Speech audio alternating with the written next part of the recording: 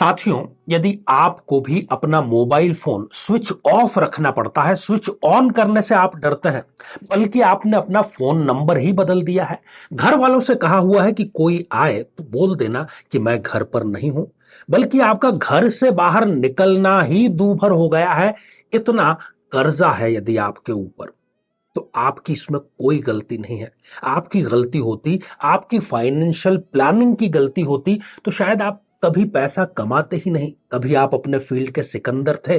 परंतु शायद राहु, केतु, शनि या मंगल, इनके पाप प्रभाव ने आपको ऋण के कुचक्र में डाल दिया है। अब आप निकल नहीं पा रहे हैं, तो अवसर आपके समक्ष है। जी हां, 17 जून 2023 को पितृ अमावस्या है और एक अनुष्ठान जो कि आपके जो ये धन का घड़ा है, इसके छेद को भरने का कार्य करेगा, नए आय के स्रोत उत्पन्न करने का कार्य करेगा और आपको कराएगा ऋण से सदैव सदैव के लिए मुक्त।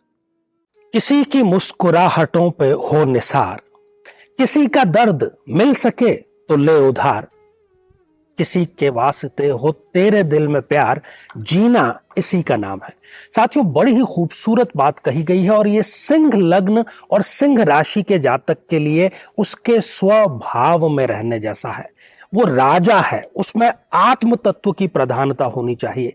यदि सिंह राशि, सिंह लग्न का जातक जीवन के प्रत्येक क्षेत्र में इस प्रण को लेकर के चलता है, तो वो सत्ता और सफलता के शीर्ष पर एक दिन अवश्य पहुंचता है।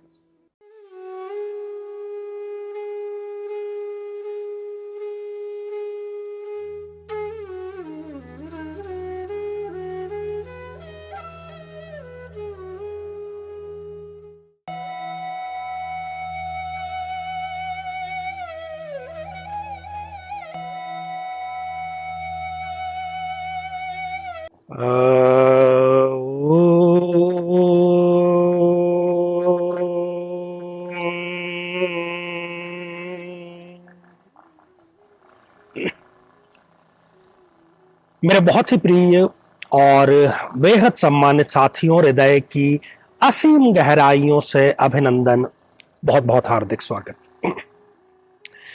साथियों, एक फिल्म के गाने की अभी हमने बात कही। ये जो पंक्तियां हैं, जीवन की सार्थकता को इससे खूबसूरत ढंग से मैं समझता हूं कि बखान नहीं किया जा सकता। इस विशिष्ट श्रृंखला में हम प्रत्येक लग्न, प्रत्येक राशि के बारे में चर्चा कर रहे हैं।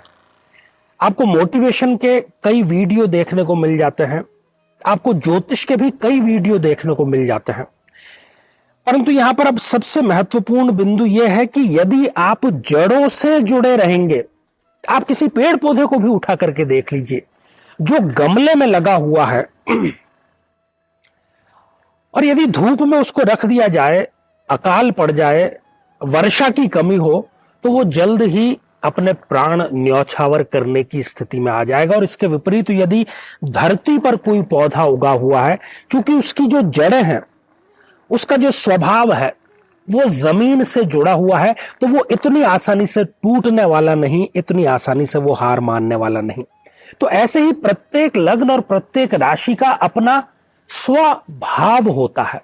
यदि उस स्वभाव से यदि हम जुड़े रहें तो सफलता तो सुनिश्चित हो ही जाती है, और साथ ही कुंडली में हमारे किसी भी प्रकार का दोष है तो वो भी स्वतः ही दूर हो जाता है।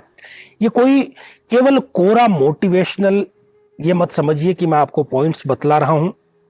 यदि आपने अपने लग्न से संबंधित, अपनी राशि से संबंधित एपिसोड अभी तक नहीं देखा है, तो यहां आई बटन में हमने उसका लिंक प्रोवाइड करा दिया है, आप जाकर के देख सकते हैं।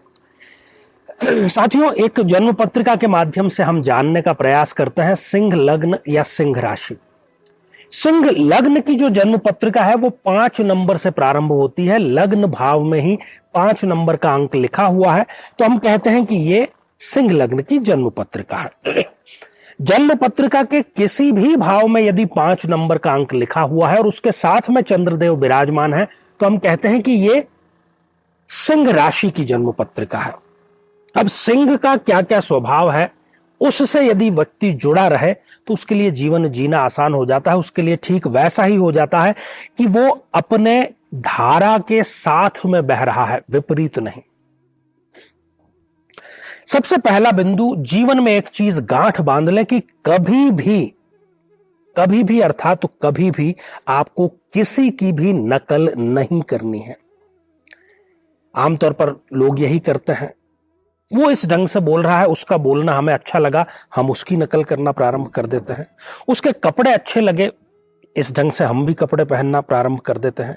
किसी का चाल चलन, व्यवहार, सफलता, नकल ही नकल है चारों तरफ। पर सिंह यदि नकल करता है, क्योंकि सिंह शेर हो आप, जंगल में जो शेर राजा है वो किसकी नकल, वो लोमड़ी की नकल करने लगे, गीकड़ बद्दे की किसी की नकल करने लगे, तो क्या होने वाला है उसका?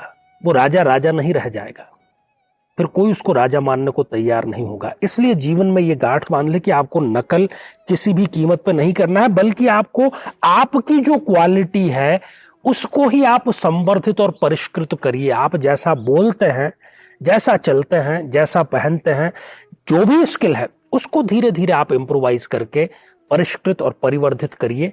तब आप सिंह बनेंगे, तब आप स्वभाव से जुड़े रहेंगे और सफलता आपकी चेरी होगी।